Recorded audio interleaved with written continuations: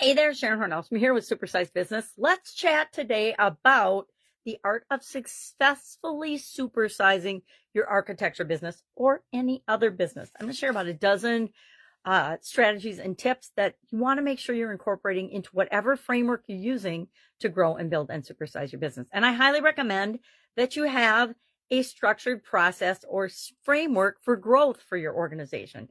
Why? Because if you don't have one, you're going to struggle way more than if you have a process that you use to grow and build and supersize your business. So some of the components of that are, of course, and some of these, either you've been running your business for a while and you're growing and you're going to find out that you don't have some of these building blocks to supersize and grow your business. You want to incorporate them into your business. And some of them you probably already have, but they need to be tweaked, changed, updated because the world around us is changing all the time and our businesses need to keep up and our processes and systems need to keep up.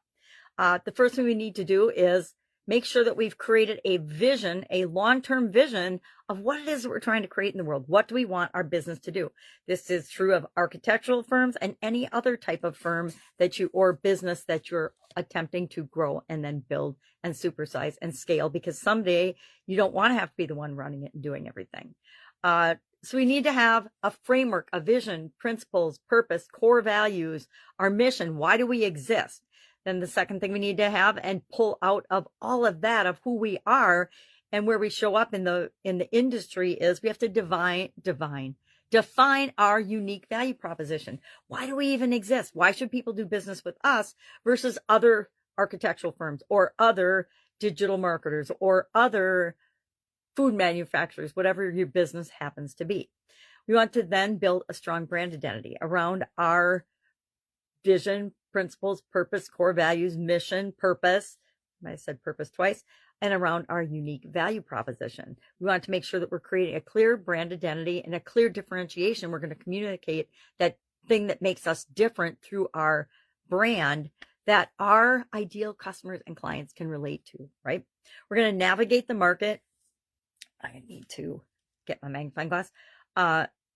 With strategies for growth, right? We're going to always be looking for growth strategies and processes and things that we can incorporate into our existing business to help us grow, to automate processes, to make things easier, to make things automatic when we're moving us in the right direction.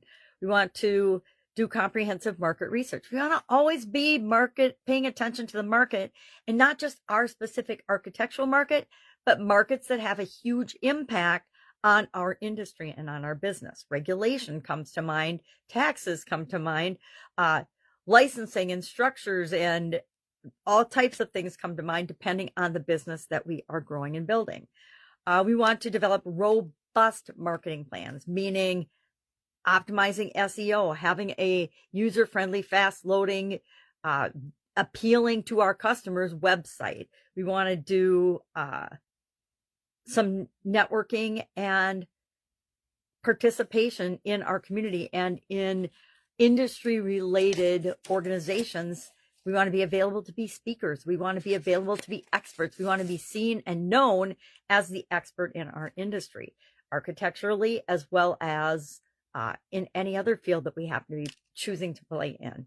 We want to, of course, incorporate operational excellence into our business, meaning we have documented processes and procedures that we review regularly and improve continuously, right?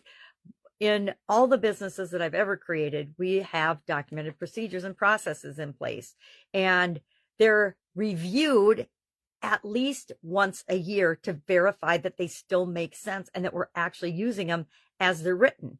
Normally, when there's a change in any of our operating procedures or in anything that we do, we update and change our documents. That's just part of everybody's job in the organization, is to keep their processes, systems, procedures, tools updated and available, and for training to teach people how to use them effectively. Otherwise, why do we have them if we're not going to use them and update them and make them a living, breathing document for our business? We want to invest in talent development and people development. I was talking with one of my clients yesterday about this and the importance and how expensive labor is for their particular business. It's a very labor intensive organization, not particularly skilled labor, but was trying to get them to understand that our most important resource is people. We don't just have to use them and pay them and teach them manual things. They can contribute so much more to the organization, which makes them more valuable contributor and a more important part of our organization. The culture that we create in our business is entirely our responsibility. A lot of people just let it grow how it grows, and then they find out that they've got really a lot of weeds in their cultural garden because they weren't paying attention. We want to maintain high quality standards.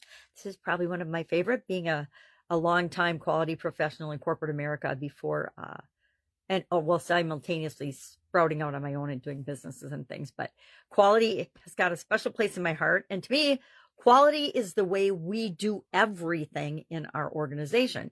It's not just about the features and benefits and quality and measurements or fitness for use of our final product. It's everybody's job in the organization, because we all have an internal customer as well as an external customer. And it's all of our jobs working together to make sure that we are getting the customers what they need, want, and desire on a continually improving basis. We want to embrace innovation and stay ahead of the curve. There's always, nowadays, it seems like things move faster and faster and faster technologically, and we need to pay attention to that and adopt the things that make sense for our organization as quickly as we possibly can. And of course, we want a process for that in our organization, for looking at, analyzing, and determining when to say yes or when to say no to new technology that comes down the pipe. We've talked a lot about some of them. I'm kind of on an exploration with chat marketing, influencers, virtual reality, augmented reality, the things that are coming, and there's going to be much, much more that will impact all of our industries. So we need to be aware of it, because it's a huge way to get a competitive advantage. If you can find creative ways to use these technologies, it puts you light years ahead of the competition. And that's kind of usually one thing we want in business. We want to foster a culture of innovation. We want to encourage people to be always continually improving the way they do their job. We want them to be looking for ways to be more efficient and more effective, because guess what? They're the one actually doing the job. So they are best suited for continually looking for ways to improve it. And that has to be built into our culture. It can be taught. I think anybody can learn anything if they want to, but it has to be encouraged and valued in your organization for people to adopt that philosophy and that behavior. We want to be client-centric. I talk about this a lot. It blows my mind when I come across a business that wants us to help them, yet it's all about them. They don't care really about their customers at all. And those are the ones we just say no to, because I know that they are fighting an uphill battle until they believe that they're there to serve and they exist to serve their customers. I know they're going to struggle. And that's not a core belief that I'm going to try to change for anybody, right? That's something that they can only change on their own. So be client-centric, meaning understand and anticipate their needs. One of the fastest ways to grow and build and supersize your business is to anticipate what your ideal customer's next need or requirement is, and then find a way to give it to them. Again, it doesn't have to be you and your business giving it to them. You can partner up with someone else that already offers a solution for that, and both you and their organization can win and grow and supersize. We want to deliver exceptional service. Again, here's another one that if we don't realize that we're here to serve our customers to the best of our ability so that they will benefit and become avid fans and raving fans for us and lifelong customers, again, we will struggle to grow and build and supersize. We want to, again, the whole topic is sustainability. Make sure that we're building sustainability into our processes, our procedures, our operations, our material sourcing, every aspect of our business. Why? Because it's the right thing to do to make the world a better place. It's not because it's a political term right now and everybody's buzzing and talking about it. It's because it's the right thing to do. And there's a few core values that if we adopt, it makes our business and our life a whole lot easier. Continuous improvement, doing what's right, treat people the way you want to be treated, be here to help and serve the people that you're here to serve on the planet. Those are just things that if that's the way you are, your business will grow and supersize because you'll do the next right thing.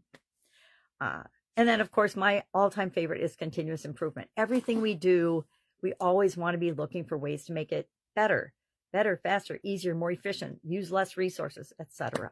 So love to know, do you have a framework for growth and supersizing your business? You don't have to share it in the comments below. Just share yes or no. And if you don't, and you need help with that, I'm here to help.